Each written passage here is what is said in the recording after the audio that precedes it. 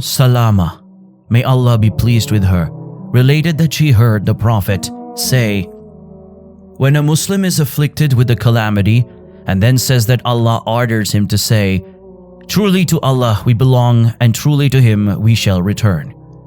And O Allah, reward me in my calamity and compensate me with that which is better than it. That is, better than what was lost, a loved one, for example. Then Allah will compensate him with that which is better than it." An Arab poet said, "My friend, by Allah, no calamity lasts, no matter how large it is. If it descends today, do not succumb to it, and don't complain too much when your foot slips. How many noble people have been tried through disaster? They were patient and vanished and went away. My soul was attached to this world and was stubborn, but when it witnessed my patience, it yielded. Performing noble deeds is the way to happiness. If you love that good should befall others, then you have a blessed gift from Allah." Ibn Abbas, may Allah be pleased with him, said, "In me are three qualities.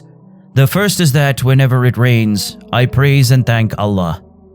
I feel happy for this blessing, even if I myself don't own camels or sheep to benefit from the rain. The second is that whenever I hear of a just judge, I supplicate to Allah for him, even if I don't have a case pending with him. The third is that whenever I gain knowledge of, the meaning of, a verse from the Quran, I long for others to learn what I know from it. All of these qualities indicate a true longing for the well-being of others. Allah described those of an opposite nature. Those who are miserly and enjoy miserliness on other men and hide what Allah has bestowed upon them of His bounties. Beneficial knowledge and fruitless knowledge. And those who have been bestowed with knowledge and faith will say, 'Indeed you have stayed according to the decree of Allah until the day of resurrection, but you knew not.' There is knowledge that is useful and there is knowledge that is harmful. As for the knowledge that is useful, the believer's faith strengthens as a result of it. On the other hand, the disbeliever does not reap any benefit whatsoever from gaining this kind of knowledge. Though the information acquired is the same, the results are very different.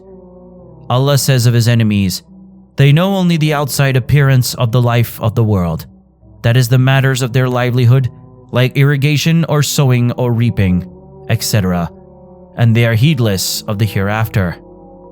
Nay, they have no knowledge of the hereafter. Nay, they are in doubt about it. Nay, they are blind about it.' That is what they could reach of knowledge. And recite, O Muhammad, to them the story of him to whom we gave our ayat, proofs, evidences, verses, lessons, signs, revelations, etc. But he threw them away. So Satan followed him up, and he became of those who went astray. And had we willed, we would surely have elated him therewith.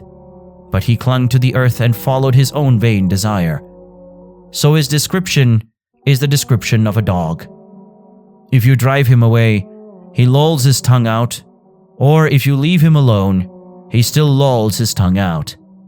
Such is the description of the people who reject our ayat, proofs, evidences, verses, lessons, signs, revelations, etc. So relate the stories, perhaps they may reflect. Allah said about the Jews and their knowledge of the truth, 'The likeness of those who were entrusted with the Torah, but who subsequently failed in those obligations, is as the likeness of a donkey who carries huge burdens of books, but understands nothing from them. How bad is the example of people who deny the ayat, proofs, evidences, signs, verses, etc. of Allah.